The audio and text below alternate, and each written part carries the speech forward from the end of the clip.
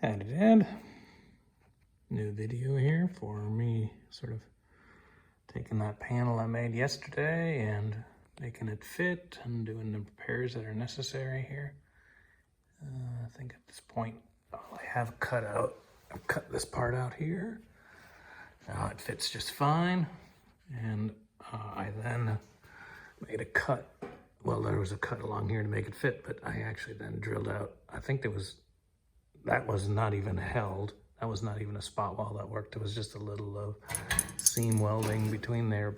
This is that inner piece, inner flange that actually welds to this panel that I've made. Needs to come out. Obviously, it's in terrible shape, and all I did was do a little cut here, and the whole thing fell out. So, so all that, of course, needs to be replaced. So I need to have a panel. A flange that like this that goes all the way down to the bottom, and then this outer flange will basically extend all the way down on this repair piece. So I need to go to the other side and make a template, paper template of what that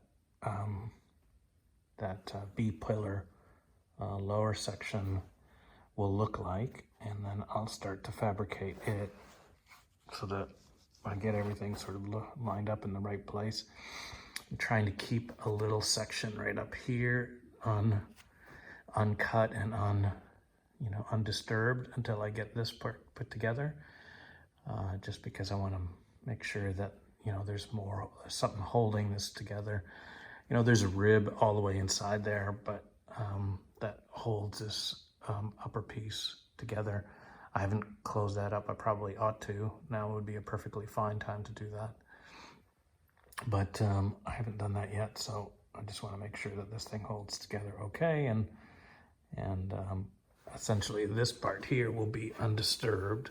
And so I think what I'll probably end up doing is to fabricate the flange, and then this will need to be replaced, and so I'll replace this outer part of that flange, and then made it to the inner, and so that I can get that held together, and then the rest will float until the inner sill is in, and then I'll have to cut this eventually and make sure that it all fits okay. I want to hold just at least a little bit of that lower B-post section just for reference. There really isn't much of a reason to do that. I do have the driver's side as my reference, but even so, I think it's a good idea to just keep doing that whenever possible. So overall, it's coming along, and I don't know how far I'll get this today, but I'll kick the tires a little bit and see how far I get. Take care, Dad. Bye. That's what the paper pattern looks like on the driver's side. There's some things in here. There's some bends that go around there. Those are important. Try to capture those. Be coming back and forth here fairly often.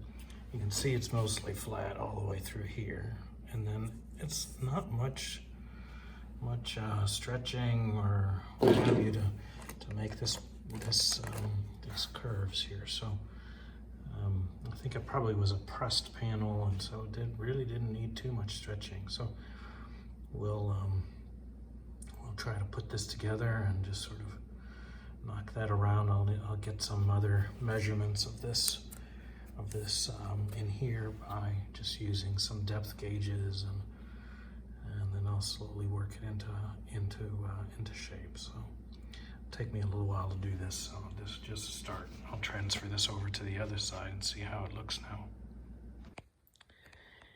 Well, here you can see I've brought it over to the fending side. Flip the paper over inside out, so that I can go left to right that way. It lines up pretty well. I tried to line up this curve here from what I have. I lose my piece from about here. This is as low as the magnet goes. This is all just air, all air down in here. So I've lined up along there, and this edge of the flange follows pretty well. So I think the left to right is not too bad. I mean, driver's side, passenger side, they're pretty similar. It's not all the same. There's lots of differences, but these were hand built. So you can see where it's wrinkly in here. Some of that has to do with the fact that it's going in and out. At least the bottom, for example, is pushed in, and I try to straighten it out some. The panel that I have will end up being flat there, of course, but that just does show you where the flat piece of steel, the paper, which would be the paper, deviates a little bit from the panel. And so I'll take some ruler and measurements and look at some angles and stuff just to make sure that I recreate that as close as possible. I think I'll be able to do a reasonable job here. I've got enough information here in this paper pattern here that I can recreate this just okay. I need to make sure I give myself enough metal in the bottom for the closing here. There's another panel that I have to fabricate that closes this up, but I don't quite know what that looks like yet. I'll have to see once the sill is in and everything else. There's there's some bends to the flange along here, so as it goes around the corner, and I'll just give myself enough space to work that. I just want to make sure that it's nice and vertical so that the door fitment is okay. And once I get that close, I'll bring out a door and see how well that works there. So anyways, that's sort of where I'm at, and I'm gonna start working on this. I won't get it all done today for sure, but hopefully in the next few days I'll be able to get something workable for this, and I'll bring you along. Take care, bye. Hello, Dad. I'm starting to work on this panel here, this repair piece. The way that I look at this, it's almost a 90-degree angle here. It's a soft bend. I'll show you what I decided to do for that. And then it's almost a 90, and then about a half an inch in, sort of 90 all the way in, there's a return where we go from going this way to going this way. And so the way that I analyze this is that I'll put in the bend. I've just done that. And the way to then do this is to go to the back side and actually start bending it backwards.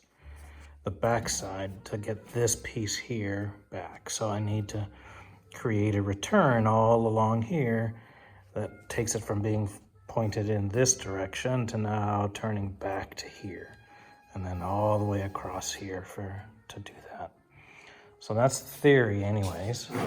So to make that softer bend, I came over here and I set up my bead roller so that I just have a sort of a bead die, if you just want to put in a bead in a panel, rather than a tipping die on the top, which is sharper and gives you a really crisp bend to make a flange. I use this one because I want to maintain some of that, the soft bend over there.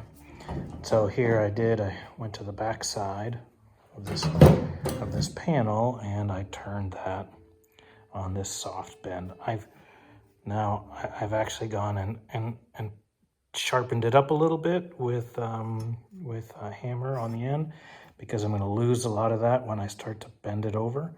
So, but for now, this is sort of where I'm at.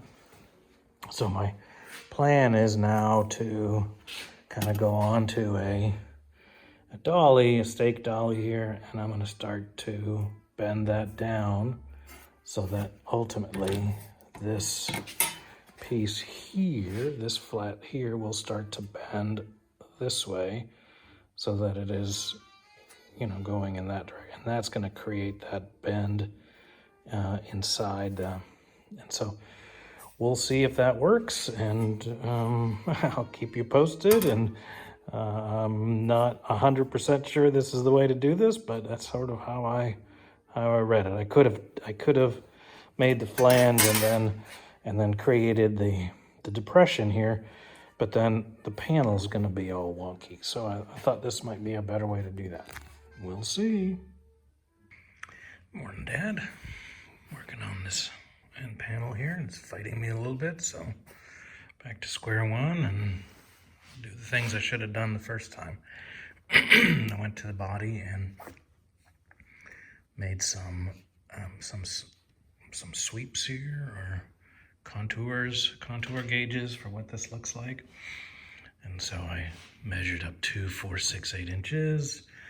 And so if I look at my 6-inch, there's my, or I guess that's my 6-inch there. You can take a look and you can see that I'm too low right down at the bottom of this curve, and then then the whole thing has to come up. So that was my first clue for what I need to do. There's the 2, same problem. Clearly I misjudged something when I was putting it together. So I should have done this at the beginning and saved myself a fair amount of time. But now I know what to do, so I'll go in and start to move this metal so that we can start to make the curve just a little bit earlier so that it starts to sweep back. I have a dolly that fits this curve pretty well, and so I'll use that. It's just this cheap little dolly here. That curve across here fits nicely into the crook of the panel. It's the closest thing I have, so that's what I'll use to start bringing that metal back over, and we'll see how it goes. All right, Dad, making a little bit of progress, but not done yet. So made these contour gauges, and this allows me to now sort of get this where it needs to be in terms of left to right. It looks okay. And that's sort of what I need. Problem now is that in the process of putting all this in, I've lost sort of the shape that's up and down. So I think you can see that there. There's a little bit of space there in the middle. And so it's sort of bowed a little bit this way. And so it needs to actually bow the other way. And so I need some shape that goes this way. Now this flat part here, I can wheel that shape in top and bottom without any trouble.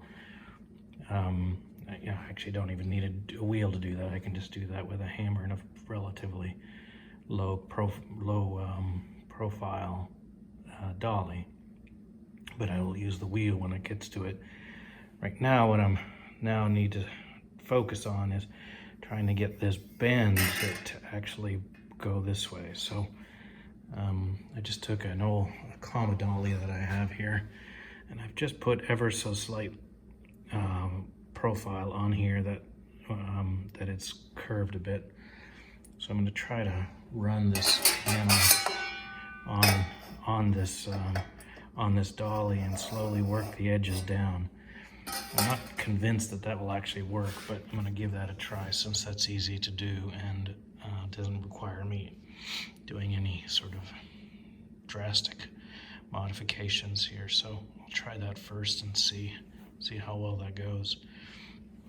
But it's hollow here and high here, so I need to sort of drop these two ends here, of course, without changing the shape. So it'll be a going back and forth to get it just right. So I'll keep working on that. Dad, making a little bit of progress, but I'm getting frustrated, so I'm going to take a break and come back at this tomorrow. I have the kind of the gross shape, but it needs to flow. So anytime I mess up, get this at the top set and looking okay, and the bottom goes all wonky, and if I do the bottom, then the top goes all wonky. So just time to walk away for a little bit and come back tomorrow and see if I can make any more progress. I mean, it's better than it was before, and it's better than not having anything, but not what I want yet. So I'll keep noodling on it and eventually come back to it. Good morning, Dad. Today's Friday the 30th. Back out here. I decided that my practice piece, let's call it that, was not gonna come work all the way out, so I decided I was gonna restart. Now that I have a little practice in me, I can do a better job on this real piece. Anyways, this one here I decided to make smaller. This was the full panel. I didn't actually need to replace all that, so I'm just gonna replace from about here down. I've sort of been a little more careful where tracing my pattern. I've basically, just lay down the line here. Since I need to actually mark on the opposite side, I just have a series of very light taps on here. Those little taps, they transfer nicely to the back side, so I know exactly where to trace the bead roller on. And so that all looks okay. And so I still don't quite know how to finish the bottom, so I'm just going to leave some space. This is the flange. Of course, this dotted line is what would be called the middle of the return, and that means that that's where the panel starts to turn. And so the key here is to never stretch the middle of the return. You can stretch on either side or shrink or stretch on either side, depending on whether you want a saddle or a turnkey, but you never want to actually stretch the middle of the return. So that sort of guides where I should be and where I shouldn't be making any changes. So stretching or otherwise. So that's it. I'm going to start working on this and see how far I get today. Bring you along. All right, Dad. Looks like take 2 was better. There it is. Sort of magnet put on with a magnet. So I basically took the bottom 6 inches. Before I had it up to about 8, 9 inches, and that extra just sort of made it a little more complicated because of the curvature there. So what I did is I took my paper pattern and I marked out sort of the ridge that follows here, that follows all the way down to here. And then I traced the other parts. And then the 2 other lines that I drew were one that went along here. Call that the middle of the return. And it's where it transitions from being flat. There's about a 1/2 inch flat section after the turn. And then then it starts to go down. And then the other line, the second line that I drew, which is the one that's right along here, is the deepest part of that return. And so what I did was I actually, because my wheel is set up and I didn't have my bead roller, all I did was to go on the back side of this and block on the back side of this with a small hammer. That basically stretches the metal along there and starts to have it bend in the right direction. And then once I had done that, I just took it over to a wood stump and then just sort of bent it over with the blocking hammer. Any hammer will do there. Once that was bent over, what I then did was to take a curved hammer or a slapper. I have a slapper that's got a curve on it. I just started to strike on this side, on the right side of the middle of the return line. So that starts to depress this section here. At some point it goes deep enough that my curved slapper is not, doesn't have enough of a sharp bend to it that I went with a stretching hammer that I have that's about the right size. So then I started to just very slowly strike there on the sandbag to shape this part here. And essentially almost all of my strikes were between those two lines, so I can get the right shape where it starts to go deep quickly.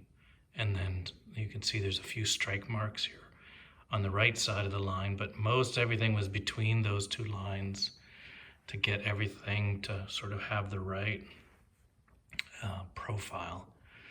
Now that I have that, I'm going to, look at it and worry about all the things that could have been better, but in the end, I think that's exactly where I need it to be. I'm going to clean up this flange, that edge there. I'll do some hammer and dolly work to get that as planished out as possible. I'll probably do a little bit of planishing in that deep part, but there's only so much I can do there. The rest of this I didn't touch. The right side of the panel just sort of plays out the way it works. There's really very little there to do. I was having a problem with sort of curvature in this direction, or lack thereof, when I was too high, but here it seems like it just sort of naturally goes in the right, with the right curvature. It's still flat here, and that's okay. I just need to make an adjustment on the bottom. I need to put in a flange along here. When I do that, I can just do a little bit of shrinking along this flange here, and that will naturally bring that panel down. I think it looks okay now. I'm probably gonna fuss with it a little bit, but overall this sort of seems to be in the right place. I don't quite know exactly what this is supposed to look like down in here, so I'm gonna sort of leave it undone for now. Ultimately, on the end that you see from the inside of the wheel tub, I need to put in a flange, weld a flange that goes behind this piece here. And of course I need to weld, or at least cut out a pass-through for the two fender bolts that go there. So there's a few things left here, but I think this is looking like it's in about the right place. So I'm going to double check this flange here, make sure that the line that I've got measured looks okay, and then start to at least mark that out a little more carefully than what it is now that this sort of is settled. And I'll probably bring the fender out just to make sure that it sits on there okay. I think it will. But of course this whole area was so corroded that there's little reference points. But from what I can see on the driver's side, looks okay. So anyways, that's just sort of talking through what I've done. I couldn't really video it since I was scratching my head most of the time, and I don't have any hair left, so anyways, I'll talk to you later, Dad. Morning, Dad. Happy New Year. I didn't make it till midnight again, as usual, but I'm up this morning trying to get a few things done out here. After I peeled back this section here, that needs to be replaced, and so that exposed the bottom of the B-pillar, which needs replacing. And I just have a cardboard template here, what I'm gonna fabricate today. It's a 16 gauge material. You can see here it's got some old pitting and basically, but from this point upwards it's in good shape. So all I need to do is do this piece here. So the B-pillar actually sits and is welded still to the inner sill here. So it should be a pretty straightforward cut here, cut to there, and then I can just pull off this bottom of the B-pillar. I'll have it fabricated, and I can then weld it back in so that it fits. So overall, this should be a straightforward repair. I presume that's a real hole, not a slow one, just for, if water gets in there, find a drain hole. But so anyways, that's what it looks like right now, and I'm going to make that next and see how it goes. Talk to you later. Right here I am trying to shape this metal. It's 14 gauge, which is what I had. So it's pretty thick stuff. It's hard to shape. So what I eventually found that works best is to just sandwich these between two plates. Got that, it's pretty secure. And then I just use a 3-pound hammer and just a punch here, copper or brass drift here, and that works. Seems like it works pretty well. I just got to work it slowly, and I'm trying to get the shape. I created this template on the outside surface of the part, and so I'm trying to make sure that it stays true to the outside surface of this new part. And so as I work through here, I'm trying to make sure that my bends are all in the same place so that it's sort of sitting that true. So if it stays true, then it ought to finish true to the part that I was copying. That's the theory anyways, and we'll see. This 3-pound hammer swinging this thing around is kind of wearing me out. Got a cold for Christmas. Howdy, Dad. I think I'm gonna be just about done for the morning. New Year's Day. Managed to get a few hours in here and fabricated this lower B post. Pain in the butt to work with this 14 gauge stuff, but I managed. And looks like it fits okay. It doesn't fit all the way on perfect now just because of the width of the panel. But it'll work just fine when I cut it off, and I think it'll fit just dandy. So yeah, learned a few things doing this. And howdy, Dad. Looks like I've getting ready to go back to work today, but I got up early again, so I came out here and cut off this old bottom piece. You can see it over here, right there. I still need to drill out that drain hole, but over here, but it fits okay. Just about, if you have a few more tweaks to get it to fit right, but before I weld it in, but I think that's just about ready to go in terms of how it fits and how it sits in terms of being proud of the sill, and all that looks just right. So I'm happy with how that came out. And so now the next thing to do is to gap it and weld it and call that piece good. Of course, I'll weld just across the top here. I won't weld here since I need to replace the sill. So, but that will be a good reference point for where the new sill goes, because those flanges fit nice and flat. And so I'm happy with how that all turned out. I will talk to you later. Bye.